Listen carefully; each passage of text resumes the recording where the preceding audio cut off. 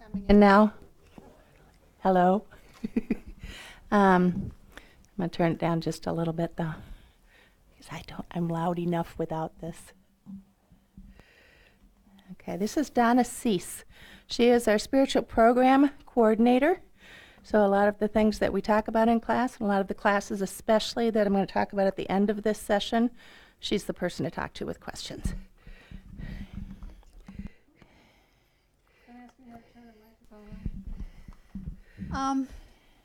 So I'm guessing that Sandy talked to you at some time during the last 5 weeks about karma?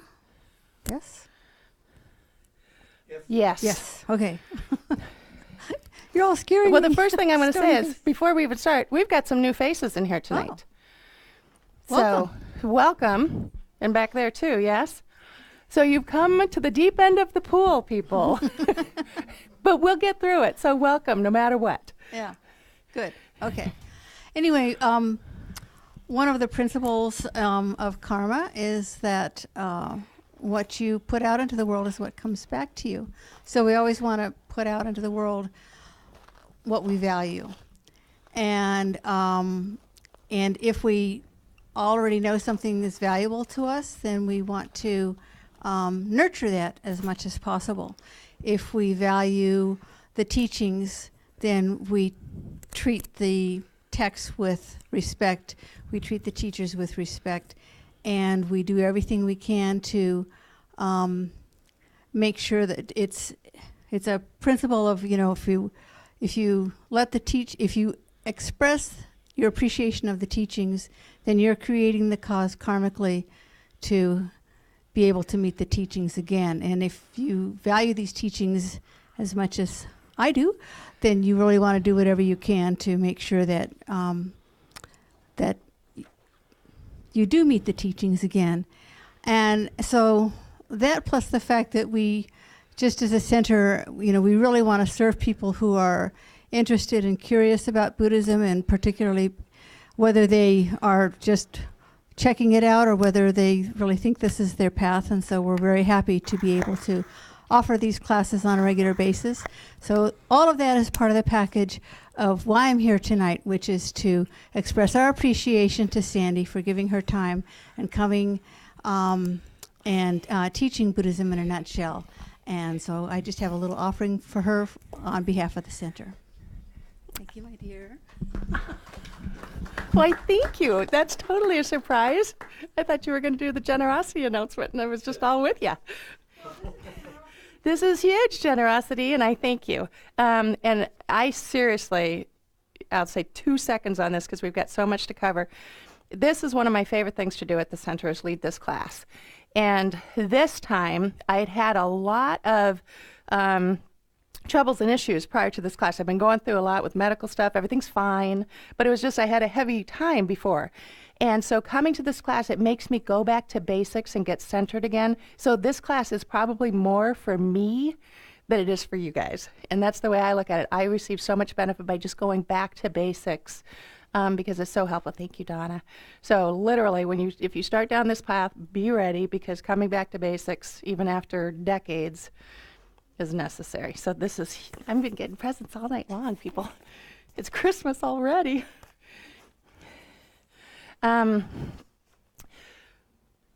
So we have some new people. So I have to ask before we just dive in, because everybody else here, we're kind of at the 5th class. We're just skating over the top of things. So we've been going through a few things. So I'm just going to have you introduce yourself real quick, and why have you come tonight? My name's Scott, and I've always been curious about this. Curiosity's good. And just, but it's been reading here and there, and just thought I want to Little take it to the bit, next level. okay. Exactly, but never actually. Okay. On That's all site, I need. right? Yeah. I'm just trying to figure out, because sometimes I get students in here, because we're going to talk about some kind of deep subjects tonight. So I'm just trying to gauge a little bit. And he dragged you, right? Because he wouldn't come alone. Actually, Oh, no. okay. I'm Erica, daughter, and same thing, spiritual exploration. Okay. Yeah. Okay. It is always hard to kind of break that ice, but I'm really glad you came, even though it's the 5th. But this is the little bit the deep end. I'll try to make sure that we follow along. My name is Duran, and Hello. just like Scott, I believe his name is. Yeah. I am just curious. I'm here with my girlfriend, and she's been here before, but I have been to a few different sites, Buddhist sites, and never really received any teachings or anything like that. But I've just been an observer, and that's really what I am. I like to see things and get an understanding and see what I can receive from it, whether it be something mental or anything physical, anything like that, because you never know what's available until you really seek it out. Observing is an excellent word. Okay, welcome. And yeah, my name is Stephanie, and I was here last year for a class. I had to do a paper on it, and I'm really interested in it, and I want to continue it. Even though it's been a while, I finally have decided this is what I want to get into. Explore further. So yeah, Okay. for sure. Thank you. Okay, anybody else brand new tonight? I do see. Wow. It's a good thing y'all are here because I lost a few people already. Hi, I'm Robert, and I'm interested in spirituality. I've listened to Alan Watts all through the years, and I've always had an interest. And finally, I came out here Well, to welcome. see something about it, to There you learn go. spirituality. Thank you. Was it, how did y'all find the center? That's the other question I always ask. Facebook, Google, you just Googled it or did it pop up? Google? Buddhist centers in Raleigh? Okay, I'm just kidding. I just like to know these things. Marketing is my background. So, same thing? Yeah, it was a challenge to get here because I- my army kept taking me around and around, and I finally switched to Waze on my phone. Yeah. Yeah. No. That's okay. That's okay. It's just sometimes it's tough to get here, and then the traffic pattern that they've created for us that's newer doesn't help. So, welcome and welcome back to everybody. This is session 5 of Buddhism in a Nutshell. This is our last evening. It is Tuesday, December 5th, and we have a lot to go through tonight. So I'm just going to kind of jump right into it, and I want to show. Usually I start with a meditation. Tonight I'm going to start with a little video that came to my attention again. I saw it many years ago, and then it was actually pulled off of YouTube for proprietary reasons, and I've just recently seen it going around again. And I always thought it was really, really good. And so we're going to start with this video.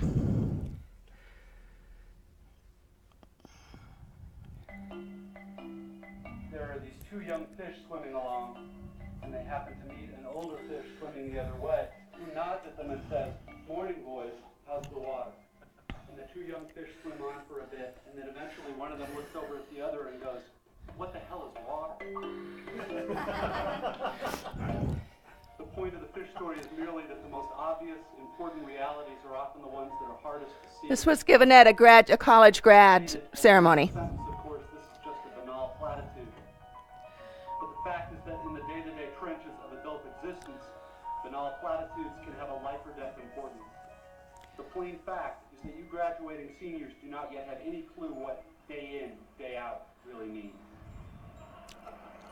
There happen to be whole, large parts of adult American life that nobody talks about in commencement speeches.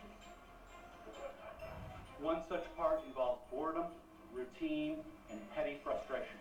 The parents and older folks here will know all too well what I'm talking about. By way of example, let's say it's an average adult day, and you get up in the morning, go to your challenging white-collar college graduate job, and you work hard for 8 or 10 hours, and at the end of the day you're tired and somewhat stressed, and all you want is to go home and have a good supper and maybe unwind for an hour and then hit the sack early, because of course you have to get up the next day and do it all again. Then you remember there's no food at home. You haven't had time to shop this week because of your challenging job. And so now, after work, you have to get in your car and drive to the supermarket. It's the end of a work day, and the traffic is apt to be very bad. So getting to the store takes way longer than it should. And when you finally get there, the supermarket is very crowded, because of course it's the time of day when all the other people with jobs also try to squeeze in some grocery shopping. But you can't just get in and quickly out. You have to wander all over the huge, overlit store's confusing aisles to find the stuff you want. And you have to maneuver your junky cart through all these other tired, hurried people with carts, et cetera, cutting stuff out because it's a long ceremony. And eventually,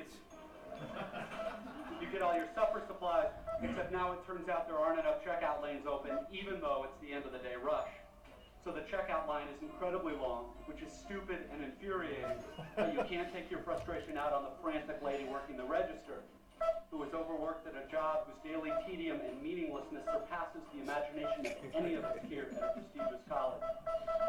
But anyway, you finally get to the checkout line's front, and you pay for your food, and get told to have a nice day in a voice that is the absolute voice of death. And then you have to take your creepy, flimsy plastic bags of groceries in your cart with the one crazy wheel that pulls maddeningly to the left, all the way out through the crowded, bumpy, littery parking lot, and then you have to drive all the way home through slow, heavy, SUV-intensive rush hour traffic, etc., etc.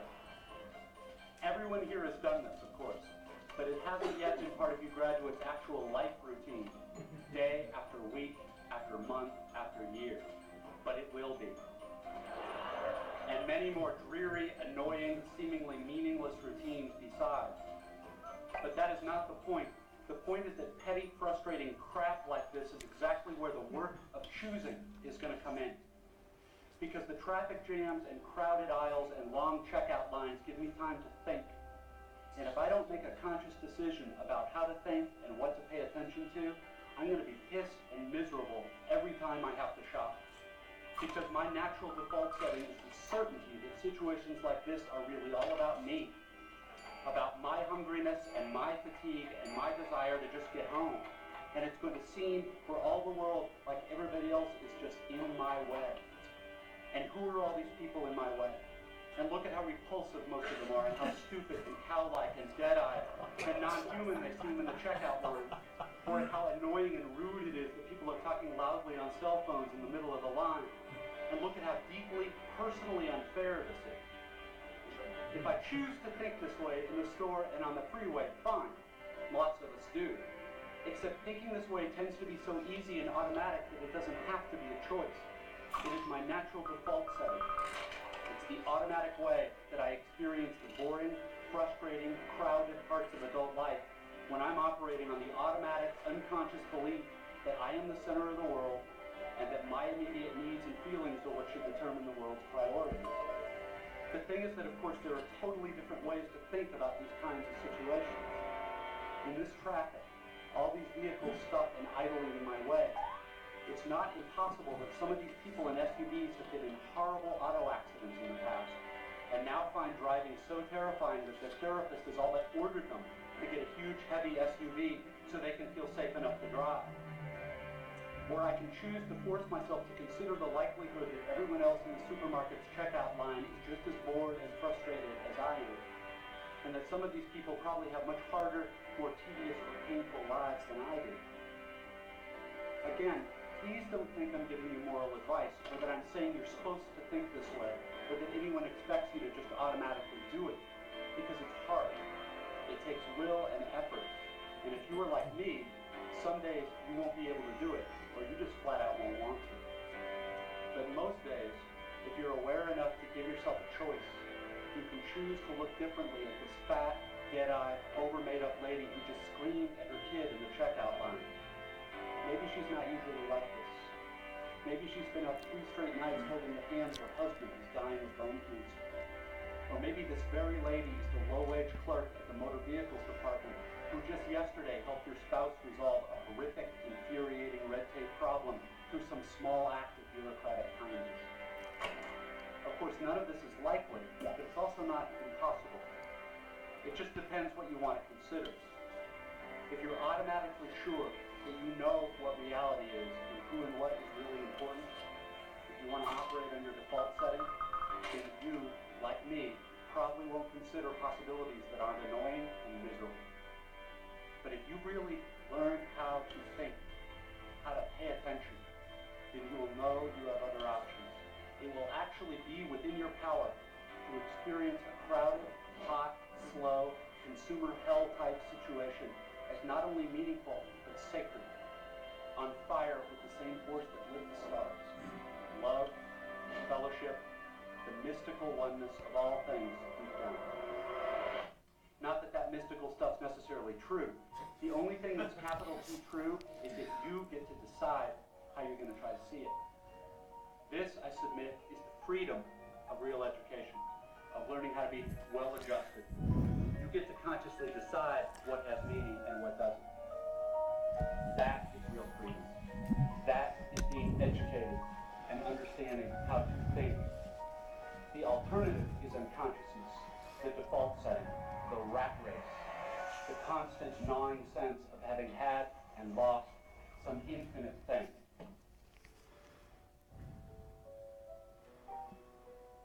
I know that this stuff probably doesn't sound fun and breezy or grandly inspirational the way a commencement speech is supposed to sound. What it is, as far as I can see, is the capital T truth with a whole lot of rhetorical niceties stripped away. You are, of course, free to think of it whatever you wish. But please don't just dismiss it as some finger-wagging Dr. Laura sermon. None of this stuff is really about morality or religion or dogma or big fancy questions of life after death. The capital T truth is about life before death. It is about the real value of a real education, which has almost nothing to do with knowledge and everything to do with simple awareness. Awareness of what is so real and essential, so hidden in plain sight all around us all the time, that we have to keep reminding ourselves over and over, this is water. This is water.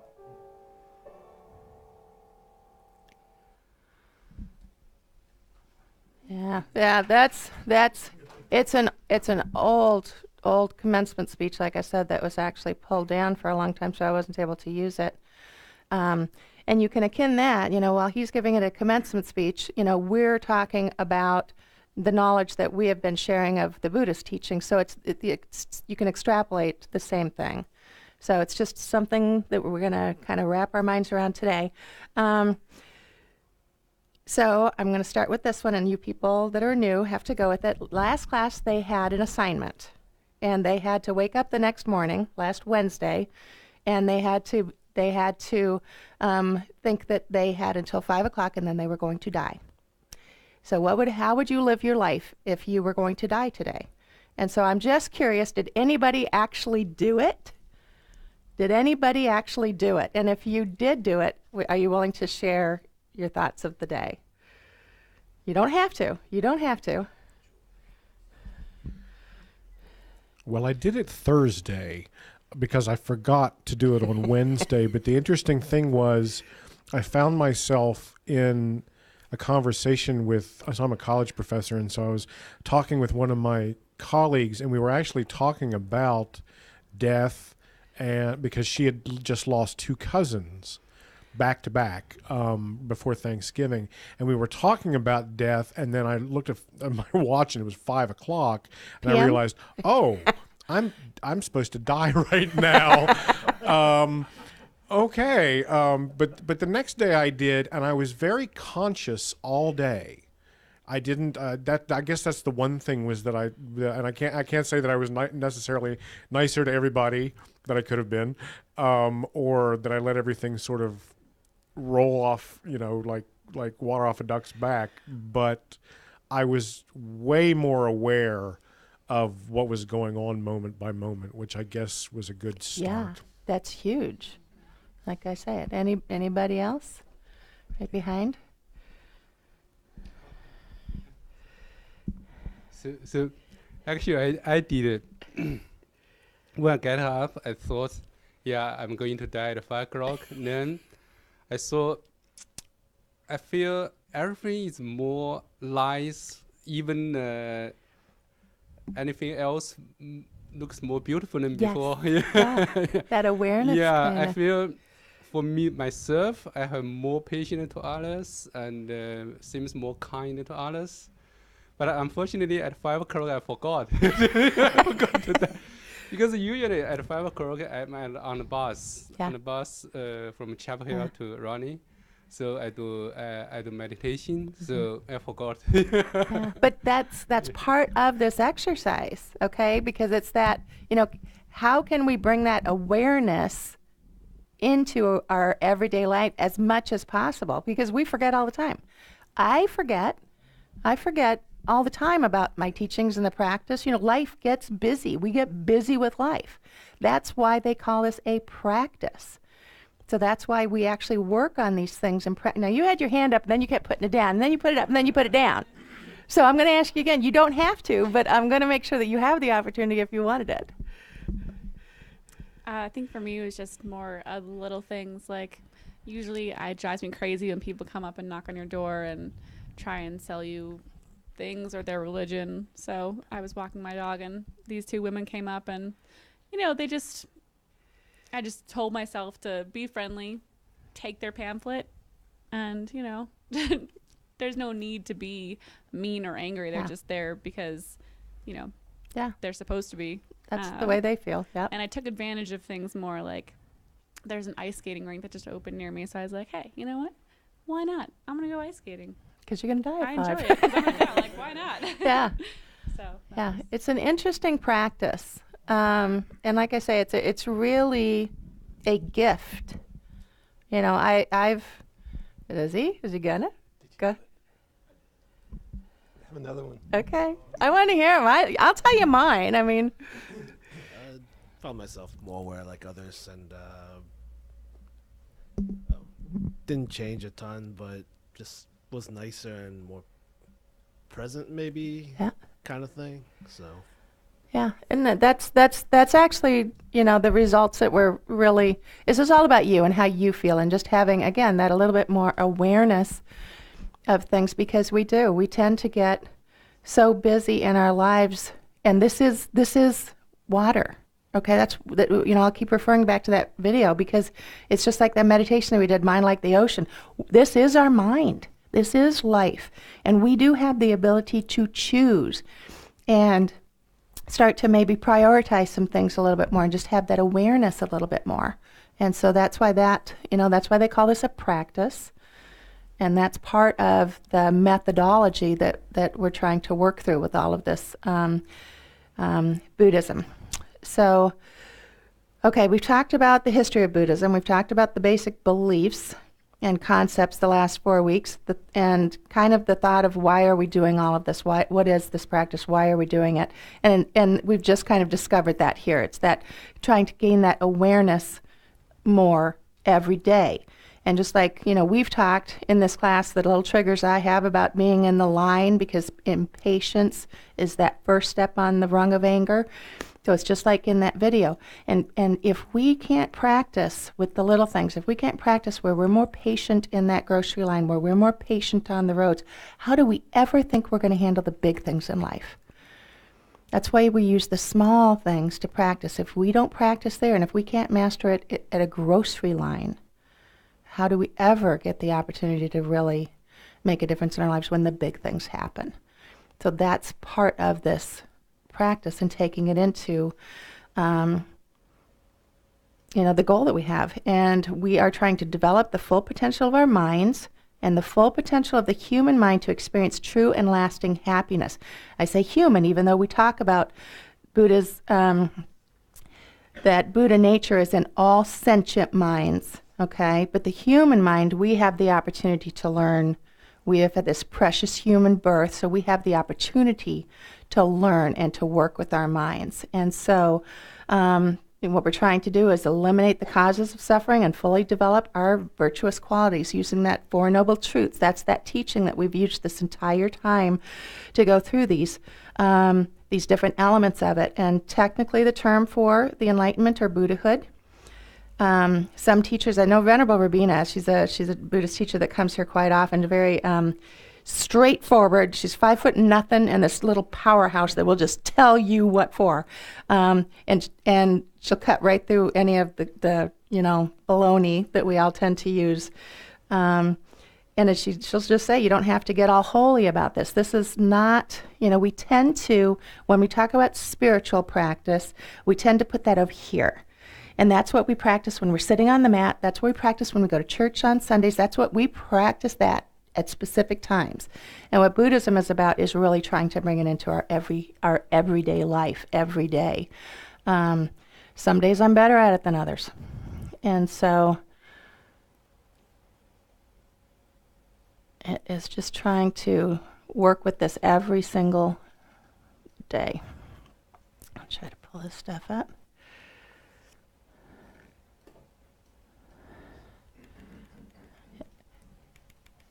I'm going to go way past all this stuff because we've already done all this. And everybody's got this down, right?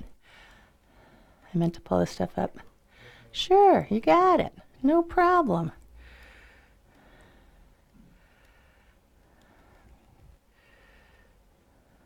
You new people are going, what? Okay, so what is this practical thing? We're talking about the Dharma. Does anybody remember what Dharma meant? And I'm not even on that page. Does anybody remember Dharma? Just shout it out. We're going to start moving. Like I say, we got to get to a big... It can be this... Yep. So it's a Sanskrit word. It means that which holds or protects us from suffering. And one definition is all of the stuff, the Buddhist teachings. And another definition is the kind of those enlightenments that we have, those aha moments where we get some of this. Okay, so it's a little bit abstract with that, but the realizations in the mind and the experiences in your mind that help you achieve enlightenment, but that's also what we practice in life. So, again, I'm just going to try to, I'm whipping through it. My PowerPoint's going, don't do this.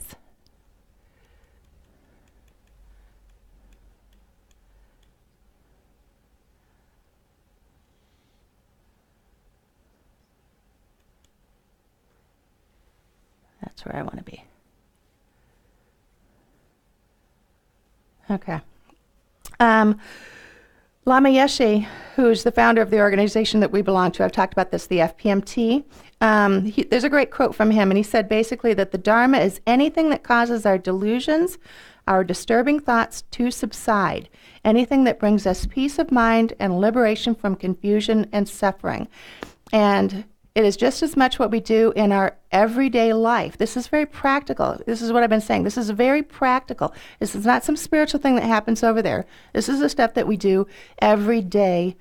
But we don't always get that message. We just don't. But it's just about having a happier and more peaceful life and trying to be of benefit to others, and that's the practice.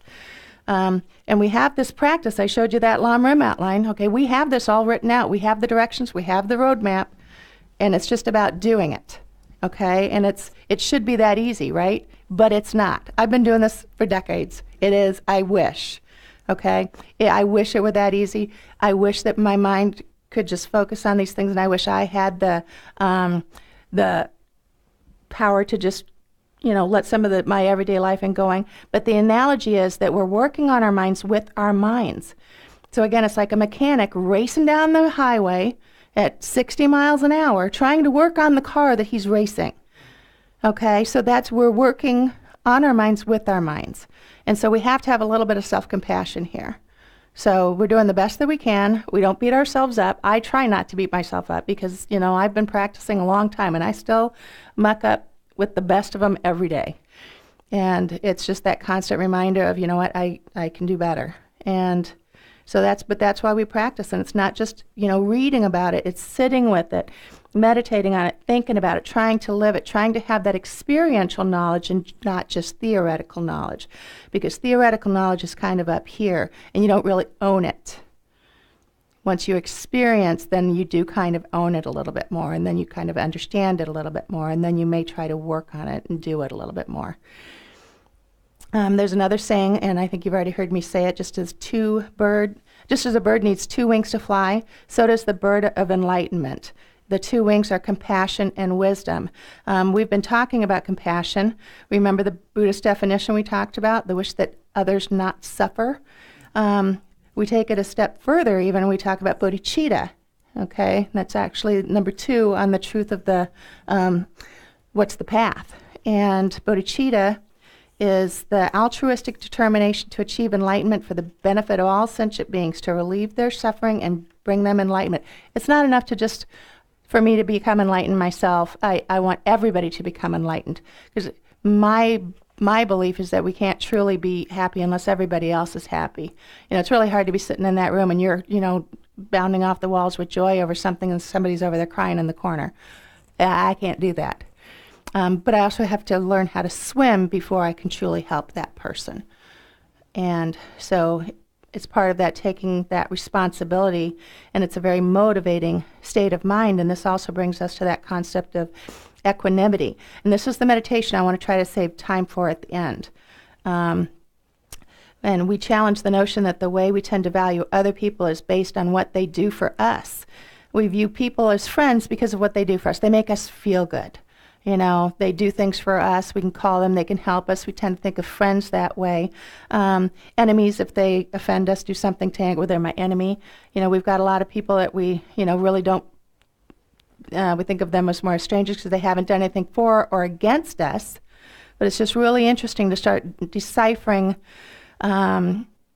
those labels and what they mean. And when we talk about compassion or we talk about bodhicitta, one of the really important aspects of this is to not discriminate against people based on those labels. So we're actually going to do a meditation tonight that's going to help us with equanimity and kind of not discriminating against people just based on our own likes or dislikes. And now it's certainly fair to say that I don't want to be around somebody because of their actions and what they do. I'm not saying you have to go out and hang out with people that do drugs or, you know, are going to go rob you. You know, that's a different, don't take these things to the extremes. But you can certainly have compassion for people. So it's having true compassion for yourself and true compassion for others. And then, so tonight we're going to actually move on to the other wing, which is wisdom. And we're going to get very, very specific about this. But first, I do want to go through one quick thing, because again, I'm just trying to give you awareness of all the things that you're going to come into. When you go on, has anybody been downloading any of the meditations or the sheets from the website? Because they are there, okay? All of the meditations that I've done, all of the different things that I've done, the foundation, or the Four Noble Truths, and a few other worksheets are up on the website, kadambacenter.org. Okay, under spiritual programs, just go find Buddhism in a Nutshell class, and all these handouts will be there. All of these handouts and all of these meditations will be there. And when you do that, you're going to come up on this one handout number 6 called The Foundation of All Good Qualities. Now, this, if you download this, there's a lot of the Buddhism in a Nutshell teachers, just like I've kind of used the Four Noble Truths as the basics to go through the Buddhist teachings and how they apply to our everyday life, and I've kind of broken this out and used that as kind of my platform. Several of the Buddhism in a Nutshell teachers will use the Foundation of All Good Qualities to do that very same thing. This too has the entire Buddhist path in it. Okay, and a lot of the things that we've discussed here in this class are in these different stanzas. And so I will just do one for you just to kind of give you an overlook on it. But this is discuss karma, precious human life, samsara. The opening verse, the foundation of all good qualities is the kind and venerable guru. Correct devotion to him is the root of the path. By clearly seeing this and applying great effort, please bless me to rely upon him with great respect. Now that goes back to, remember I told you that the difference of teachers here in America, that word teacher. So right away you say the word guru, and all of a sudden it's like, oh my goodness, who's drinking the Kool-Aid, right? Here in the Western world, that word is not necessarily a positive word. Guru and lama kind of mean that same thing, and that the word is heavy with knowledge. All right? So if we used maybe the word mentor, here's somebody that helps to guide.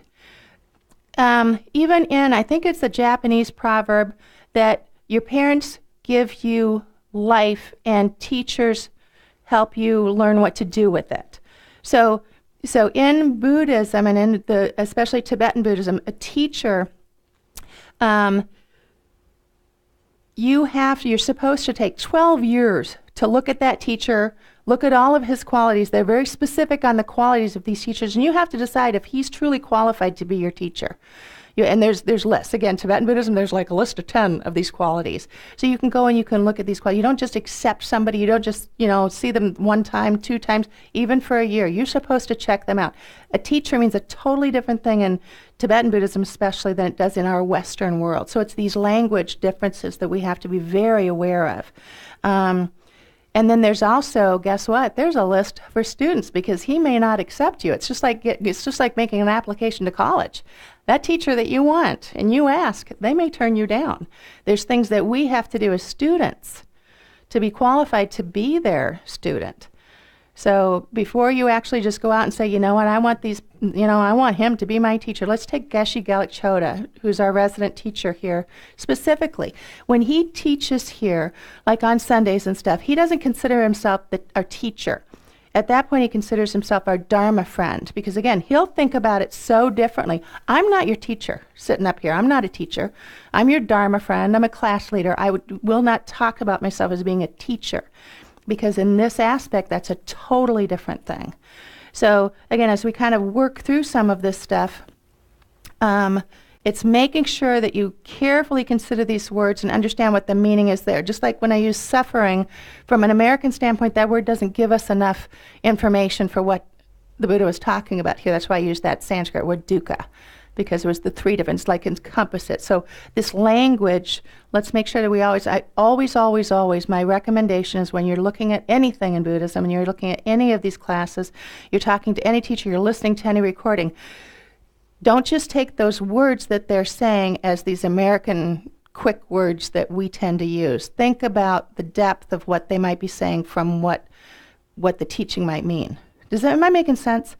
Yes. The language is a huge difference, and I pull myself onto this all the time because it helps me just to remember what's going on. So the foundation of all good qualities, you can just go through this as a glance meditation, and it kind of covers this whole thing. And again, it's a beautiful prayer. It's a good one to read. The Four Noble Truths just kind of works for the way I lead this class, but you'll see a lot of teachers work with this. So I just wanted you to be aware of that if people were going on there and downloading that. And again, on that spiritual guide, we have that Discovering Buddhism class I talked about that's 2 years and has 14 different modules. One module is based on the spiritual guide. They'll spend 5-6 weeks on just that subject. So it's that critically important. So, and is that the one? That's the one that's going on right now? Yes. Yeah, I think so. Yes. That's really, it's really important to kind of keep a line on that.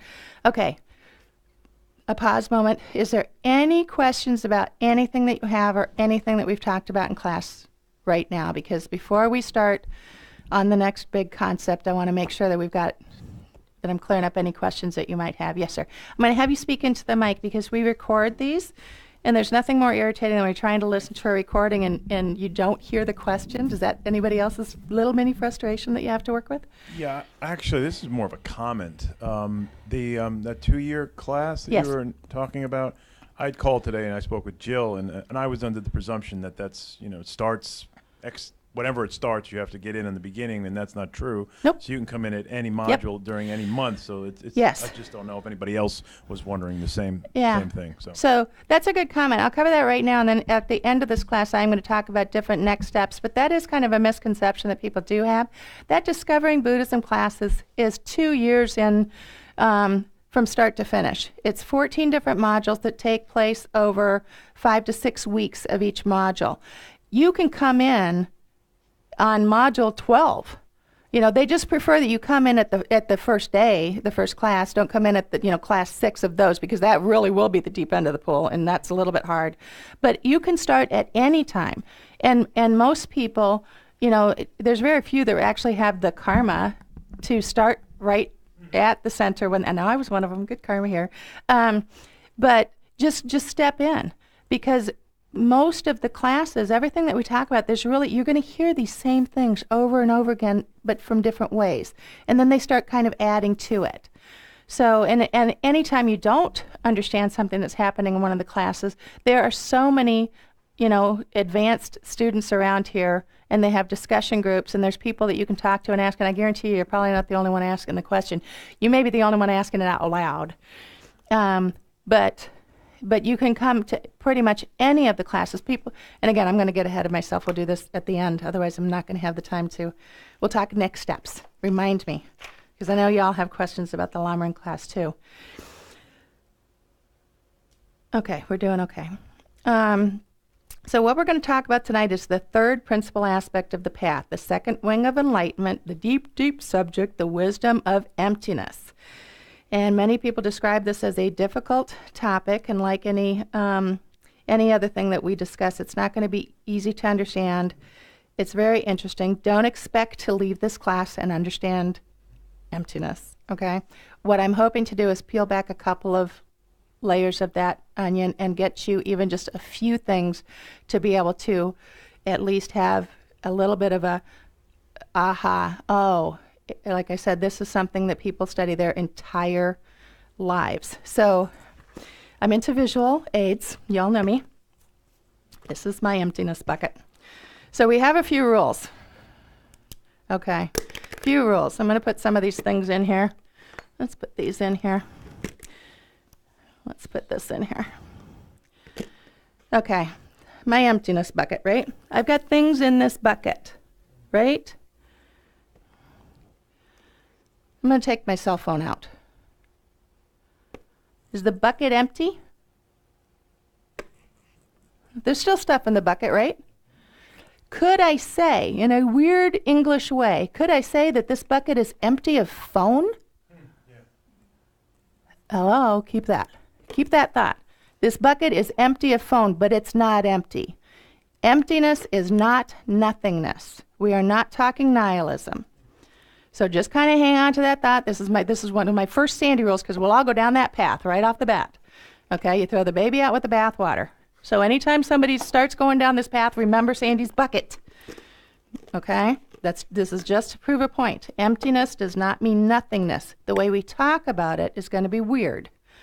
Because we would literally say, we could say the bucket was empty of phone, but there's still stuff in the bucket. Okay? There's number one. All right. Emptiness, shunyata is the Sanskrit term, is the absence or lack of true existence. Ultimately, every phenomenon is empty of existing truly or from its own side or independently. We're going to come at this a million different ways tonight. And we're going to go through definitions, and we're going to talk about it, and we're going to discuss it. And again, you don't expect to totally get this, but it just have a little bit of a ground because you can hear these terms.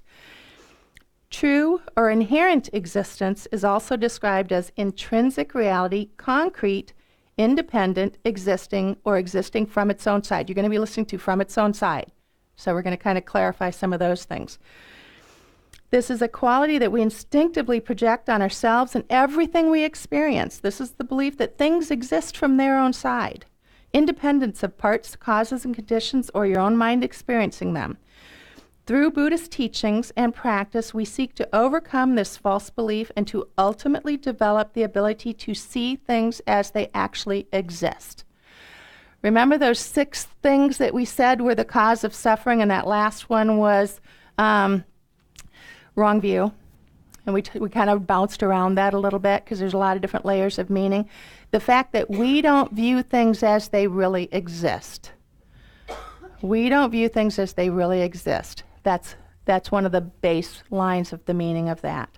We actually don't see things as they really exist. Okay, so Venerable Amy, where's my book? So this Buddhism in a nutshell. I'm going to read one little paragraph from her here.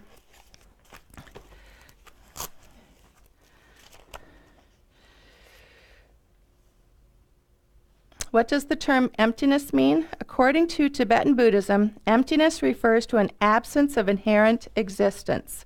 What is inherent existence? Inherent existence is a quality we instinctively project onto ourselves and everything we experience. We see things as solidly, concretely existing from their own side, in and of themselves, by way of their own nature, independent of causes and conditions, parts, or our own mind experiencing them. What is this? Tell me when it stops being a flower.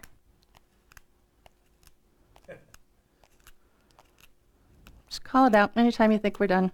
Anytime you think it's not a flower. Is it still a flower? No. To some people it would be. What is this? Part of a flower, right? Parts, pieces and parts. Okay? So the causes and conditions that cause this flower to grow. Somebody explain that to me. Where's the mic? A seed. Okay, a seed. What has to happen for a flower to grow? Call it out. Yell it out. Water. Germinated, water, sunshine. Okay. Causes and conditions. Causes and conditions. All of these things have to happen or that seed's never going to grow. That flower will not be, correct? Causes and conditions. The second this flower comes into existence, it's really impermanent and it's already going out of existence. Everything is like that. Okay? So, like I said, this is the fun stuff to me. Okay? You can think of it as karma is how things operate and emptiness is how things really exist. Again, I'm going to come at this 52 different ways. We'll come back to the flower and go around. The guy that I took Buddhism in a nutshell from many, many years ago used this as an example. Suppose I say the word Ibu. Ibu. Does that mean anything to anybody? Not a thing, right? What if I told you that word means mother? It's Indonesian for mother.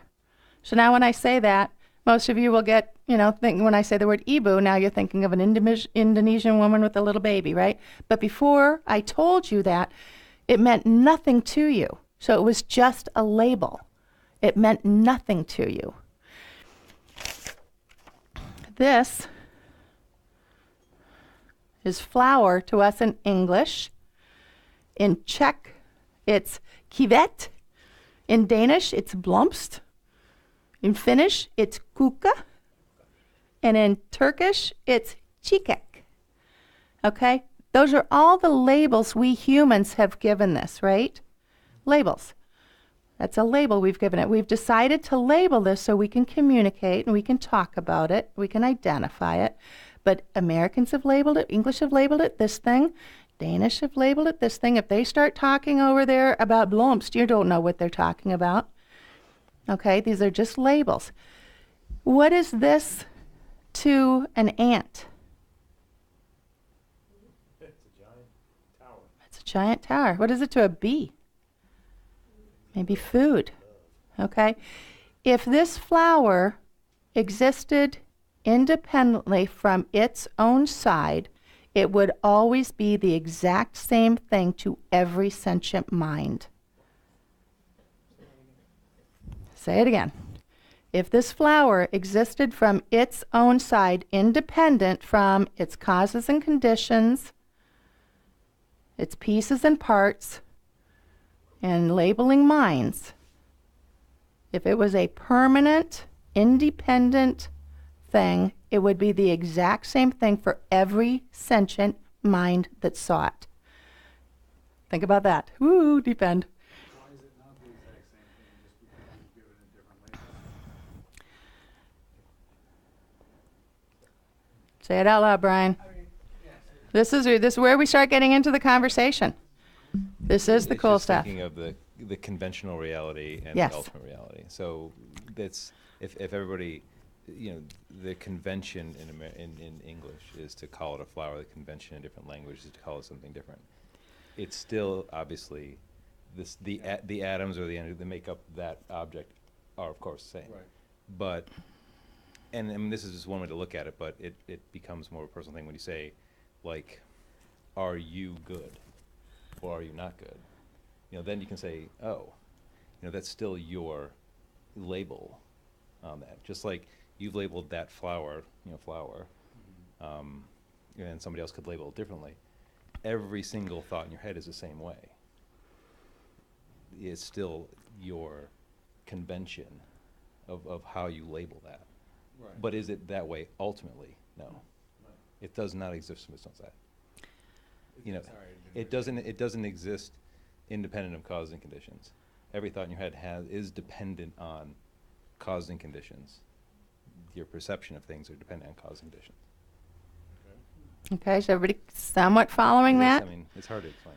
Go ahead. I have a quick question about this whole thing, because this reminds me of something that I heard years ago.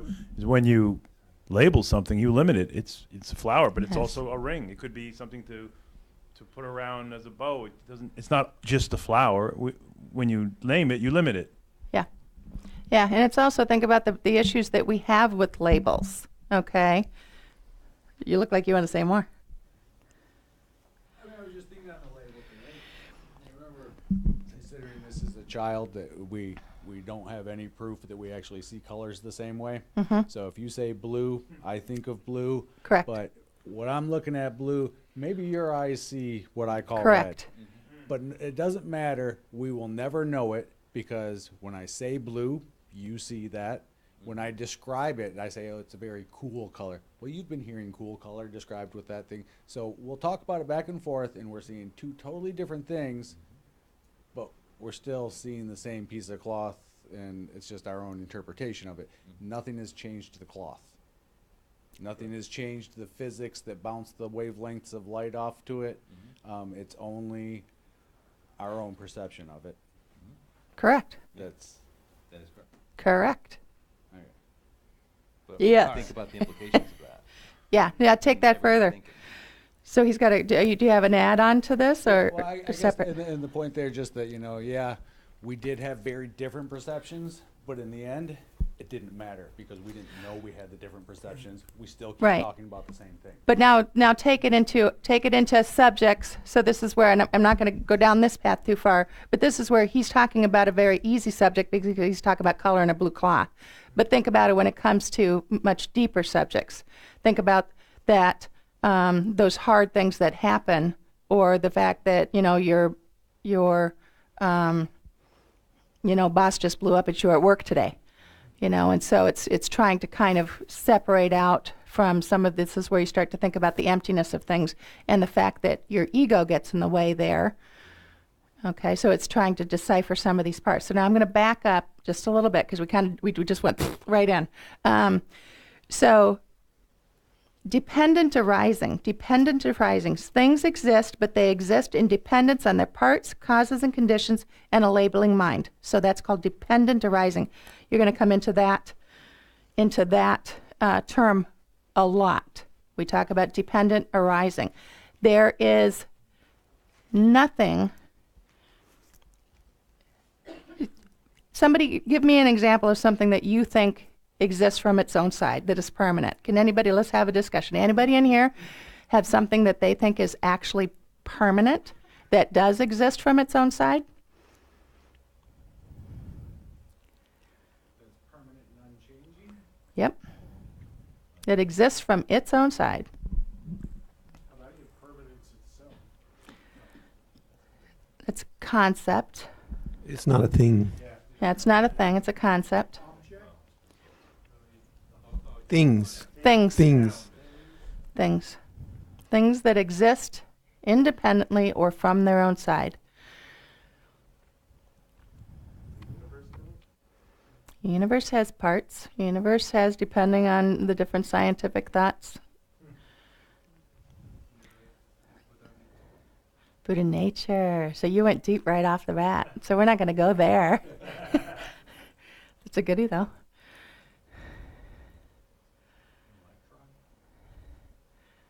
Okay. I would.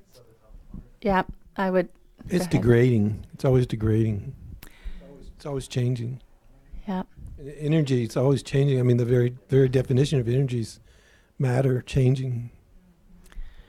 So when we think about it, even us, okay? So you guys are phenomenal because most of the time I get all this, concrete and rocks and all that kind of stuff, which is easy to discuss. But you guys already went there. All right, so now think about it as even, let's go through Sandy, okay? I do not exist the way I think I do. And you all can work on this. I'm just going to talk to you from myself, okay? So all the pieces and parts that make up Sandy, I've got the body, fingers and toes and blonde hair or brown hair, and it used to be blonde. I did when I was a child. So all these pieces and parts, and then you keep trying to go down into this, well, where is Sandy? What is Sandy? Okay? And these are those deep meditations that you can do to try to find that I, and you really can't. But that's where we get stuck on so many things because so much of our suffering comes from that belief in the I. Okay? So much of our suffering in life, whether it's our ego, our pride, our hurt, you know, it all comes from that perception of the I. And so this is one of the deepest parts of our study that we try to do, and we try to look at that. Okay? Do I exist? If I stepped out in front of a truck, would I die? Yes. Okay? So we're really talking the difference between conventional, again, the bucket is not empty, okay, but the way that I think I exist, is not the reality. This is that wisdom of emptiness. Okay, this is that taking the layers of the onion off. This is, again, you are not going to get this in the 20 minutes that we're going to discuss this in class. It's just starting to at least understand some of these terms and at least start to maybe get a hint of it. Okay, and so it is that just layer of the way that Sandy is. And then when we start to talk about the labels, think about how in some ways wonderful labels are, because it allows us to communicate with each other. If we didn't have labels, we couldn't talk to each other. Okay, so it's a conventional form of communication. But think about what trouble we get into with some of these labels. Okay, and how hurtful some of them can be. And I guarantee you, if I gave each of you a piece of paper and I told you to write down 10 things that described me, there would be a lot of differences. Right?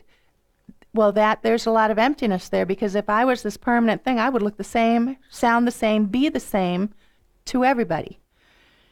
Right? But the fact that you all will see me and perceive me different is actually from your side. Okay? Whether you had an old girlfriend that I reminded you of, and boy, that was not a good thing, or I reminded you of your sister, and that is a good thing. So the things that you bring to the table will give you that perception of me. Okay, does that kind of make sense a little bit? So you can kind of see where some of that would come from. Question? Yes. And I've forgotten a good portion of what you said, the definition, what you were saying before, as I'm trying to think about this. So then, if a thing is permanent, then that means that it exists separate from any perception of it? Nope. So we're talking about causes and conditions. Parts. I kicked my bucket. I know, it's still not empty. Where am I going, Chris? Wait, I'm not listening to you. Parts, causes, and conditions. That's what it is.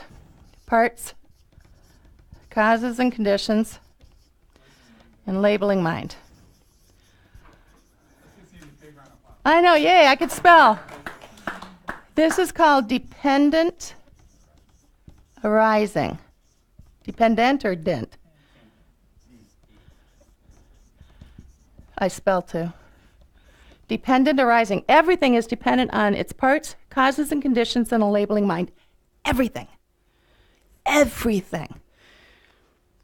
And this is what gets us a little bit into trouble, because we're working on things existing from their own side.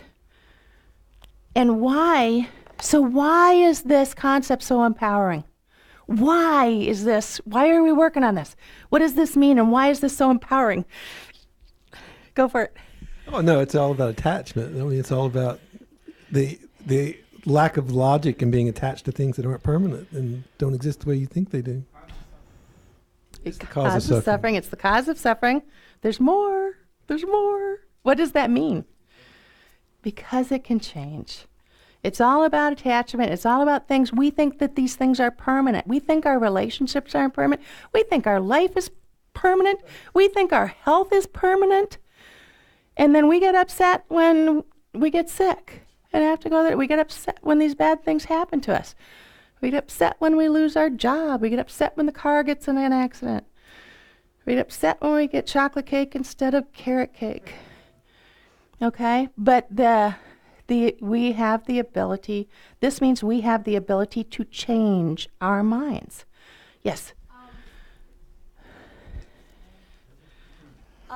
I was just going to ask, where would the attachment come from? Like, where does it come from? Like, why do we just learn it? You know, how does that come about? So we have, we talked about attachment and what that actually means in one of our previous classes. Attachment, the actual terminology, again, let's describe it.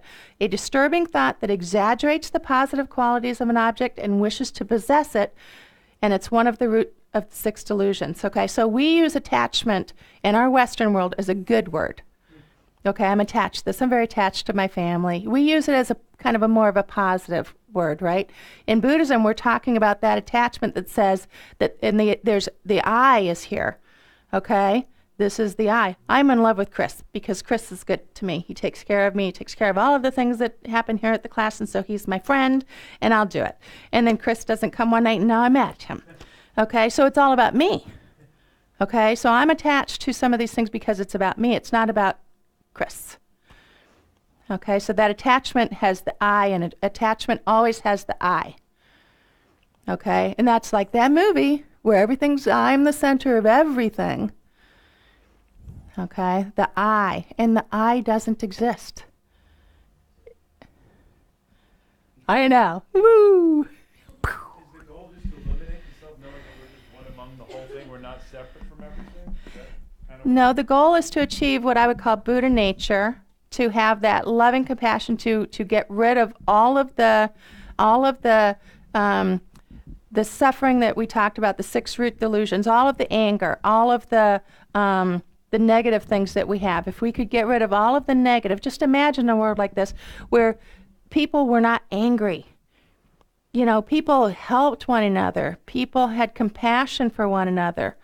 You know, that people were not jealous. We were, happy for other people, where we really tried to help. So think about just think about shutting that door and everybody just in this room was enlightened, or at least most of the way. If everybody in this room just had so much less suffering than we do. Okay? Now, if every single one of us could achieve a fraction of that, right? And then you go out there, and then you have that little ripple effect, because you don't have any clue how much even a smile can mean to somebody else. Okay, so this is some of that karmic ripple type of stuff that you can do, because it does make a difference. But this is all about if we could each. There isn't a like collective conscious. We're not in that way.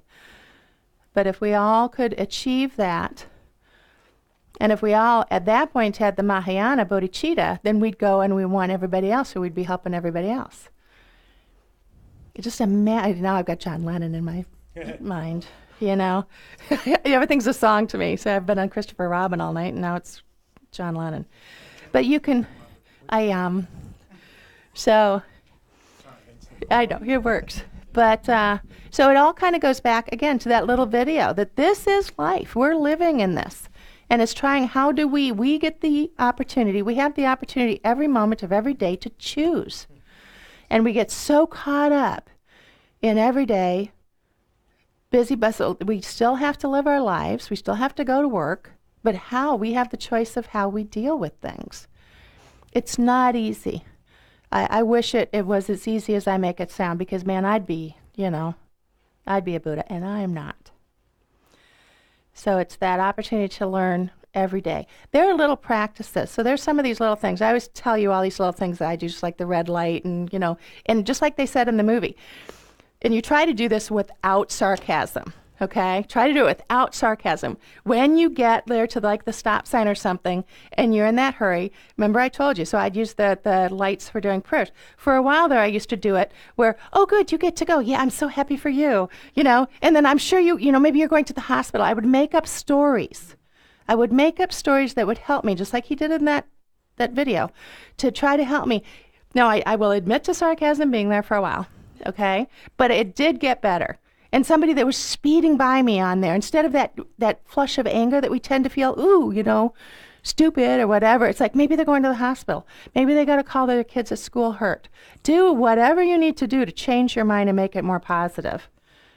Okay? So just do your little stories. And again, try to do it without the sarcasm, but even if it has to be there for a little bit, at least it's an awareness. At least the seed is planted. You can say, oh, I hear Sandy's voice right now.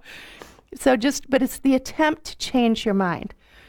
And again, if we can't do it on the little things, how are we ever going to do it on the big things? That's just kind of working a little bit. Dependent arising, impermanence, they go hand in hand, because the second something comes into being, it's already going out. Our lives, we're born and we spend our entire lives dying, right? Okay, the flower, it's born and then it wilts and dies. Somebody picks it. So everything, atoms, anything. Rocks are formed by water and sand. And then they go back. I mean, they're everything, right? Stars. So everything is impermanent. Everything is impermanent. So, and again, this isn't a sad thing. It's an empowering thing if you look at it that way. Makes sense? And I feel like everybody's just like in shock. Kind of makes sense a little bit. My mom cried when, how did that go? Never mind.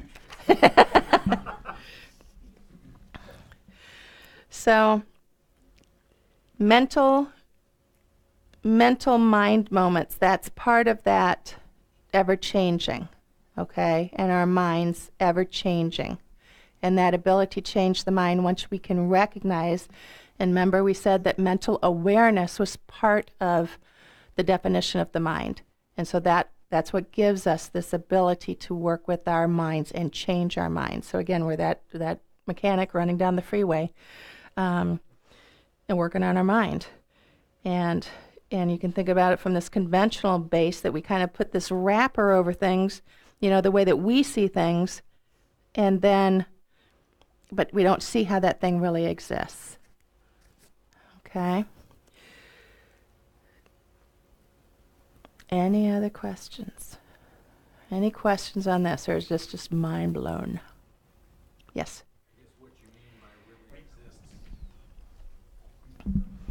What do you mean by really exists? That's the way we tend to talk. That's the way we tend to think.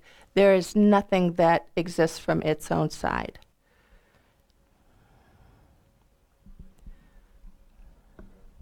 Yeah. Kind of makes sense. Yeah. Like I said, sometimes people will just come up with amazing ideas. I want to take some time to do an analytical meditation. But first I'll open it up. So I'll open this wide open. Any questions at all about whether anything that we've talked about the last 20 minutes, anything we've talked about the last 5 sessions, or anything just in general? Yes. We've got a couple of them. Chris, I need the mic. We've got 2. I'm wide open. There's one thing that I looked at right when I got in here. I was looking at the Four Noble Truths because she was trying to ask the Google Home the other day what the Four Noble Truths was when she was doing meditation. What did it say? I am curious about, is that renunciation? Yes. What is that? Okay, so renunciation, this is something we went through in previous class, but that's not a scold. So renunciation is, I'm always going to go to the exact, it's better for me if I give you the exact definition and then I can give you mine. So it's renouncing your attachments to things. It doesn't mean you have to give up all of the stuff. Okay, everybody kind of tends to go down, again, throw the baby out with the bathwater. It doesn't mean I have to go give up all of my things. I don't have to give everything up and go live in a cave. Although some people can do that and it works for them. It means I give up my attachment to things. So I renounce I renounce my attachment to all of this stuff that is not out there is what is where I'm gonna find enlightenment and where I'm gonna find my happiness. It is not out there. So you know what? I can have it, but I can give it up. I just renounce my attachment to things. Okay? Doesn't mean I have to give everything up and not have any fun. Okay? In all honesty, the Tibetan Buddhist monks that I know have the most joy of any people I've ever met. And I want what they have. Okay? This is an incredibly joyful practice. It's totally different than, you see suffering up there. And that makes everybody think that Buddhism is all, depressing. And it's exactly the opposite. Okay, you have a question? Sort of, yeah. You said nothing exists, right? Nothing exists from its own side. Nothing exists from its own side. Again, where's my emptiness bucket? Things are not, we're not talking nihilism. Things exist conventionally, okay, but nothing exists from its own side. So conventionally, these things exist, okay? You go and walk in front of a truck, boom, you are, it's not good, all right? So don't think that truck isn't there. But we don't see things as they truly exist. So we're talking about we don't see things as they truly exist. They don't exist from their own side.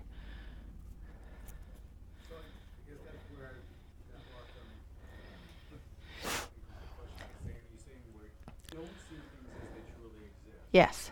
So that's what I was asking them. What exactly does that mean by how do they truly exist? Or what do you mean when you say truly exist? Because this sounds like something anyone can see. Okay. So things exist, but they do not exist independently. So it's how they exist might be another way to talk about it. Things exist, but we don't see them as they truly exist. Nothing exists from its own side. And we tend to see things that exist as a permanent existence independent of anything else. Yes?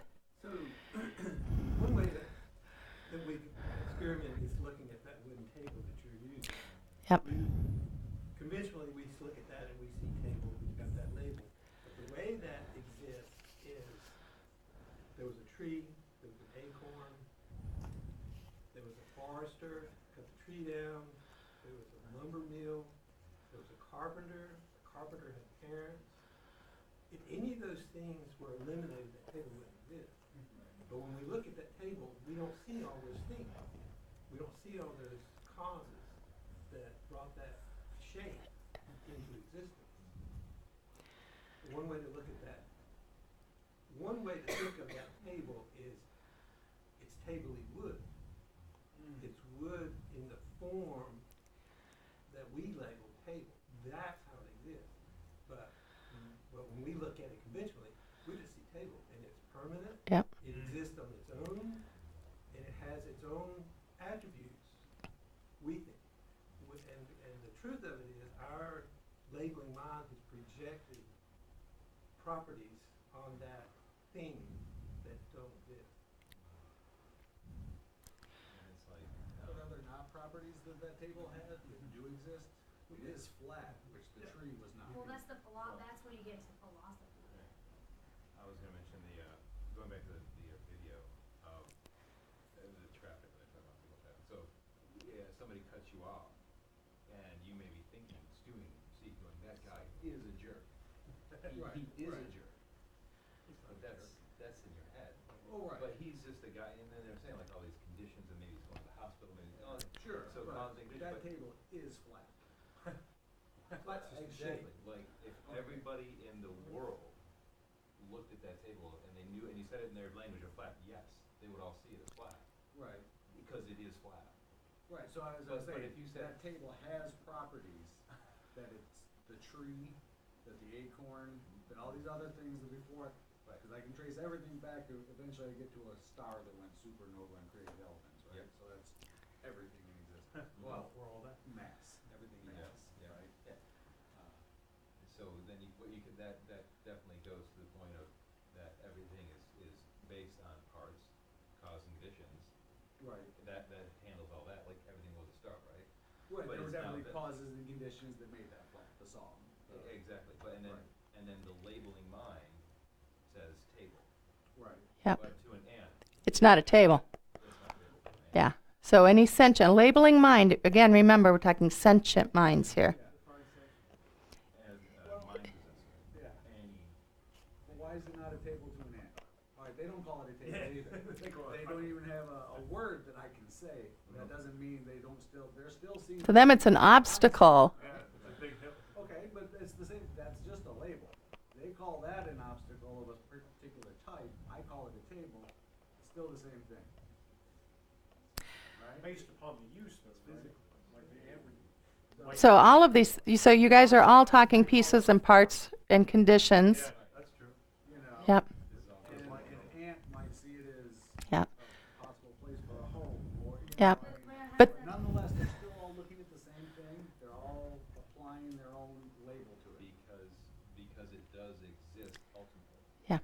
Ultimately, Right. it definitely So I exists. guess then the thing I was wondering is we're saying we don't see it as it does exist. And another good thing to note is this practice is not about. Speak into the mic because I want to make sure that. Practice is not about. This is from Mental Henry. It's not about explaining the universe. Yeah. This is about reducing suffering. You got to keep that in mind. That's how it's from her. So it's kind of like knowing what the ant thought or that's not really the point. It's like the idea of like you can bring it to your life by saying is that not his is yours. And are they really right? It's like based on your current perception of this environment, that's where you think that, and that's causing you to suffer, to think negatively about. So the idea of all of this is to reduce that suffering by thinking of it in a more clear, accurate way. And would this be accurate to say when we say the part about you see it not really as it exists, I mean, are you referring to the not seeing the impermanence factor? That's one of them, definitely. Yeah, that we don't see things as they really exist, that we do think that things are permanent. So we don't see things as impermanent. Okay, Yeah. I guess I was just trying to make sure I had that concept of Yeah. And these are, like I said, this is just the tip. Did you want to say one more thing? Well, I was going to go a little bit further with Ron's example. So you're in the car, you're on the bout line going to meet a friend for lunch. You've got your music playing, your tea, and this car pulls out in front of you and cuts you off. And you're filled with anger. It's replaced with joy of seeing this friend. And you pull up beside the car and give him a finger from mom. So you projected these attributes onto this car when you stop. That doesn't exist at all. You pull up beside them, and you see it's your mom, and so now this anger is replaced with compassion. So this anger is now filled with compassion because it's your mom. Whose car is she driving? Where is she going? She's in a hurry. She wasn't paying attention. I almost run her over, and so on. So instantly, your whole view of that situation changes. Your view, the situation has changed. Sure. So that is like the perfect segue into this meditation. And so phenomenally, I could not have planned that better. We are going to segue. It is, we've only got 15 minutes left. We're going to segue into this analytical meditation. So for those of you that are new, we've been talking about the two different forms of meditation from a Tibetan Buddhist perspective. One is concentration meditation, the other is analytical meditation.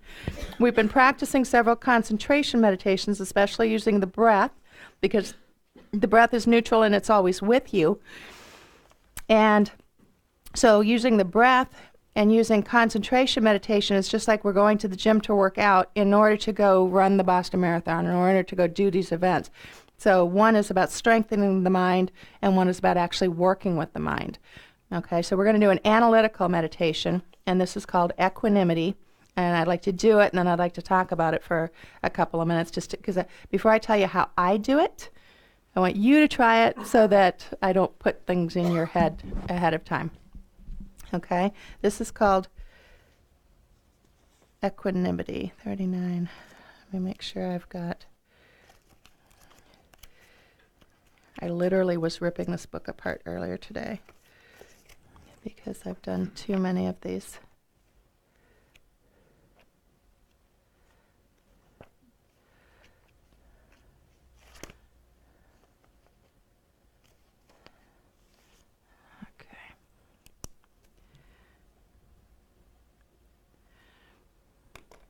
Okay, so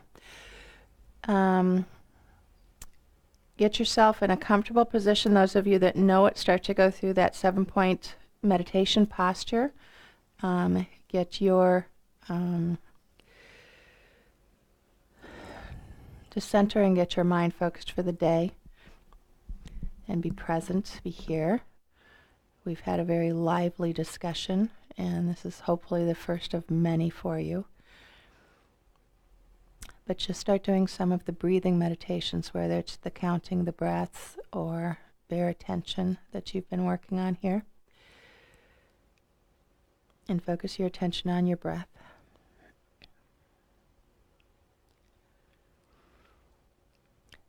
Let's set a motivation and sit comfortably and generate the strong intention to do this meditation in order to overcome the self-centered bias and judgments, and to develop the mind of perfect equanimity and balance toward others.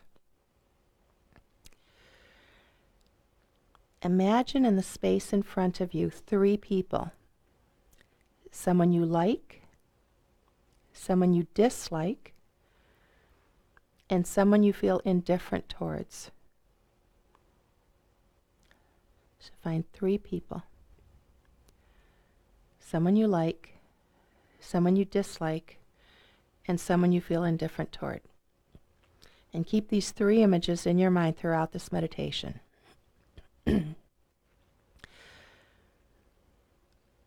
First, focus on your friend.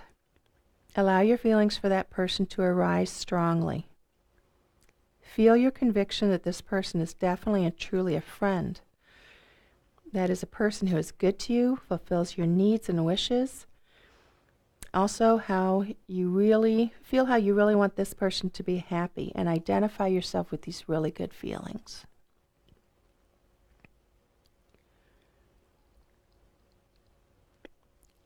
Now shift your attention to your enemy, this person you dislike, who's not kind to you, who does not satisfy your needs, who annoys you and makes you angry, who has hurt you. Regard this person carefully and look carefully at your feelings that you have about this person.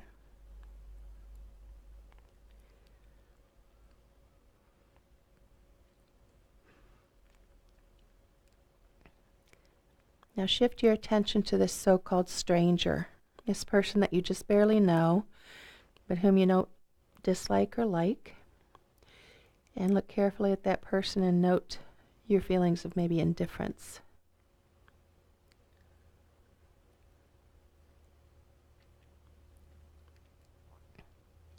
Now consider and recognize that the nature of your relationships with each of these 3 people and the labels that you have put on each of them are based solely on what they do or don't do for you at this point in time. Think of people who have been your friend and then became your enemy. Or maybe people that you didn't like when you got to know them better. Maybe they became your friends. Or strangers who became friends or enemies. Each of these labels is temporary and impermanent. It's just what the situation is at the current time. Now move your attention back to your friend and imagine a situation that might cause that friendship to end. Imagine your friend turning against you. Experience the resentment, anger, and hurt that you would feel in such a situation. Do you still feel warm, friendly feelings toward that person? Do you still wish him or her well? Do you want that person to be happy? Where is your friend now? And remember, this person wasn't your friend before you were acquainted. Recognize how easily this person could cease to be your friend now, just as you have imagined.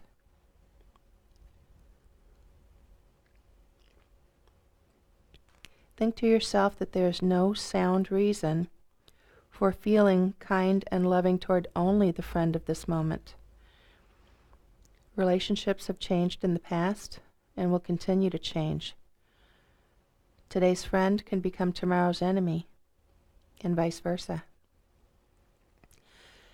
Now move your attention to the present enemy, this person that you don't like.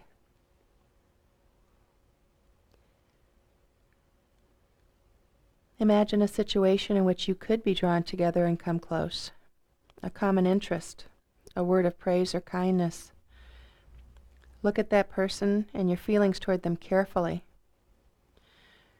Are your feelings softening, becoming a little warmer? You can learn to feel warmly toward your enemies. This has happened before and will happen again. So why do we hold so strongly to this concept that this person is definitely enemy? I don't like them.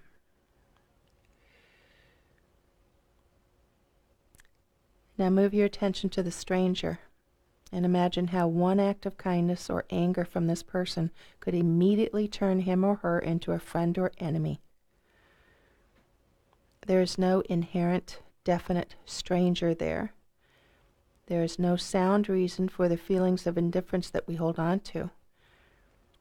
Remember that your present friend and your present enemy were both strangers to you beforehand, and this enemy could become a friend or an enemy now. Maintain your awareness of these three people in front of you and think about the fragile impermanence of these relationships. And it is only your misconceived belief in the concreteness of these labels of friend, enemy, and stranger that holds your mind back from the possibility of change and fluidity. Your friend, enemy, and stranger all want happiness just as much as you do. In this respect, we're all equal. Also, everyone is equal in having the potential to develop their minds to the fullest extent and to achieve ultimate clarity and compassion. The differences that we see in people are superficial, based only on our own mistaken and narrow self-centered views. In fact, everyone is equal in deserving our care and compassion. None of this means that we should not discriminate at all. On a practical level, our ability to distinguish between actions and individuals is necessary, and naturally we feel closer to some people and are wise to keep our distance from others. This is not in any way contradictory to this meditation. The point of the meditation is to develop equal concern, equal regard for everyone, for their well-being, whether they help or harm us at this point in time, and to see that the labels that we put on others are often arbitrary, mistaken, and very changeable.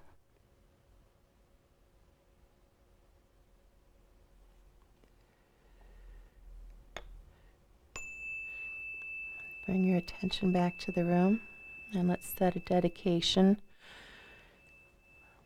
that we meditated here today in order to be of benefit to all beings, to learn just a little bit more about ourselves and others. And we spent the time here at Kadampa Center for this last 5 weeks. Let's do a dedication for the entire class. We spent a lot of time, and you did a lot of effort to make sure that you came every week for 5 weeks. It was a lot of commitment to do, and coming to a Buddhist center for the first time can be a huge step for people. And for whatever reason that brought you, let's dedicate the efforts that we all made to become a little bit happier, and that this ripples out to be a benefit to all.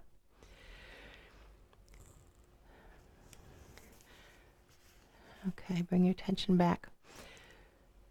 So we don't have a lot of time, but I'm going to give you 2 things. Number 1, I'll give you the rundown. I use this meditation all the time. I have seen immense results from this. I will give you one specific. Okay, I work in communications and marketing, and there was a vendor that I just didn't like.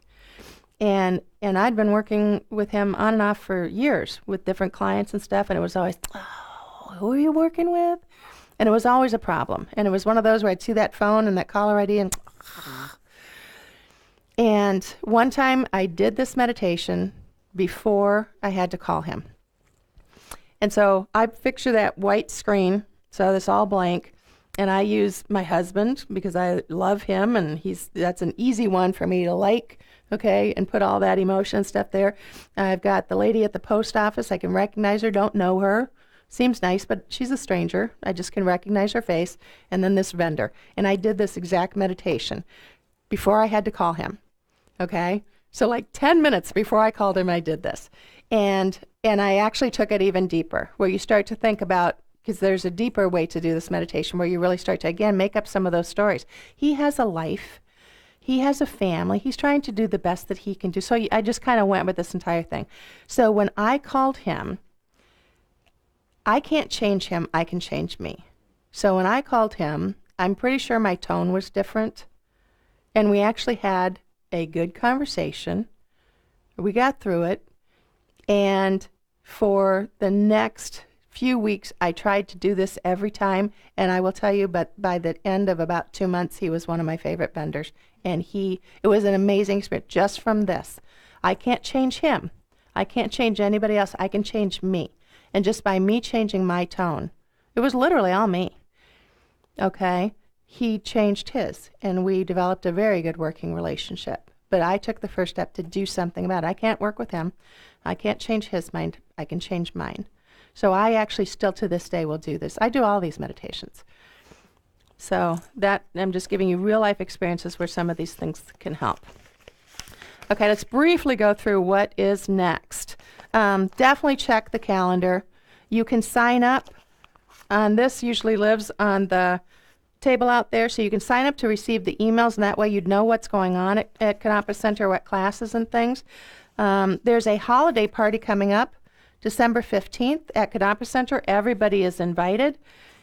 There are, I think we talked briefly about Wednesday nights is the Lam Rim class. So we talked about the Lam Rim being this entire Buddhist scope of study. Geshe Gelik Choda is back from his travels. He will be teaching tomorrow night on the Lam Rim. You are all welcome to come.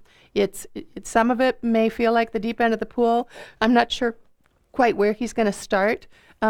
But he tends to do very basics, but he's phenomenal. If you're interested at all, you are welcome to go to that class. It starts at 8 and is over at 9:30. And anytime Geshe teaches, I usually try to go. I have to shoot tomorrow night, so I won't be able to be there. But he's a phenomenal teacher. And I think he might even be teaching on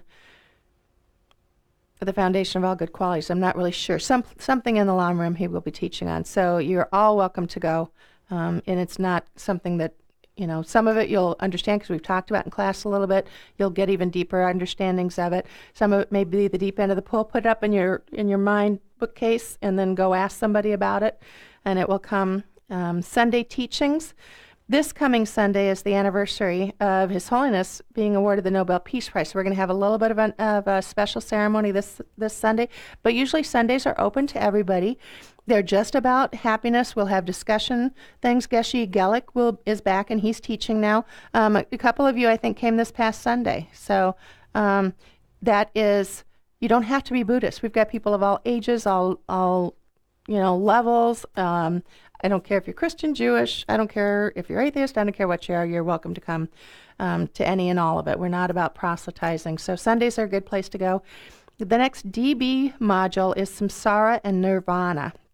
And that's a very good class. Stephanie Smith is teaching that. She's phenomenal.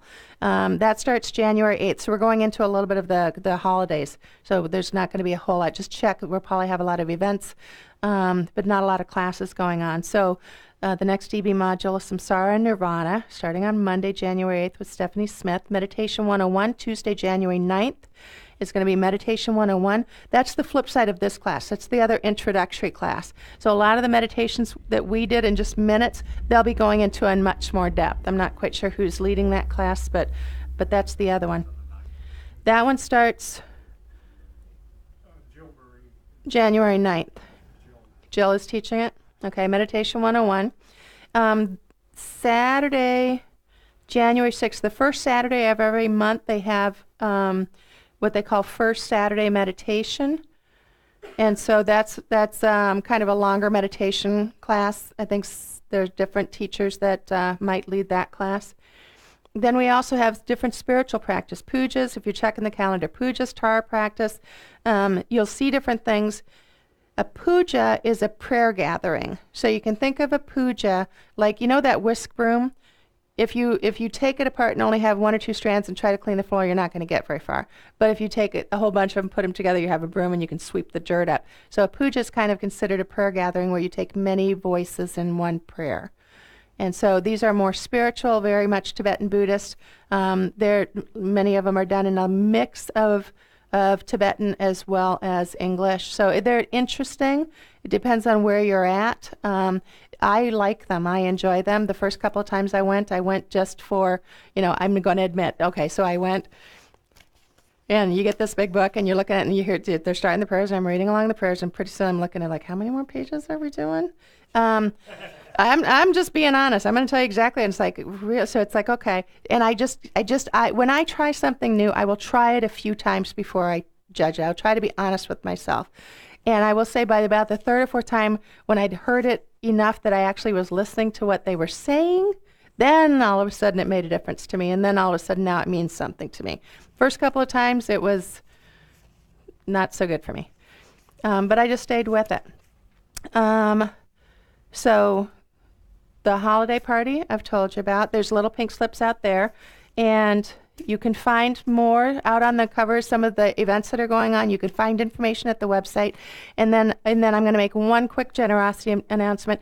Everything that we do here at Kadampa Center is done for free. We don't charge anybody to come. If you find any benefit here, if you can give anything at all, there's little donation boxes at the outside. It helps us to keep the lights on. 99% of the people that work here do it as volunteers. We've got Jill Marie is our paid center manager, and Amanda's our paid office staff, and that's basically it. We take care of our Sangha. And everybody else that works here as volunteers. So any help that you can give. You're going to see a lot of the annual appeal announcements and a lot of the generosity announcements, so you'll be seeing a lot of that stuff. And so it's just whatever you can, and if you're so inclined to, do it. Buddhism has, of course, definitions for everything. Generosity from a Buddhist perspective is being able to give without regret.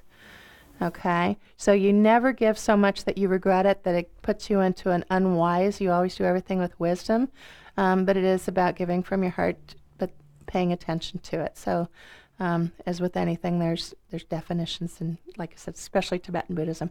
And I am going to stop because I really appreciate y'all spending your time. Thank you so much. If you have any questions, some of you have been contacting me, and I appreciate that. I like that. If you have any questions, I always call myself Vanna White. I don't know all the answers, but I know who does. And I can point you into the right direction. And so I hope that this was of some benefit to you with whatever you choose to do with it. Thank you, thank you, thank you for coming. Yay! Now it's over and I won't be able to teach again for another year. I know. Well, we have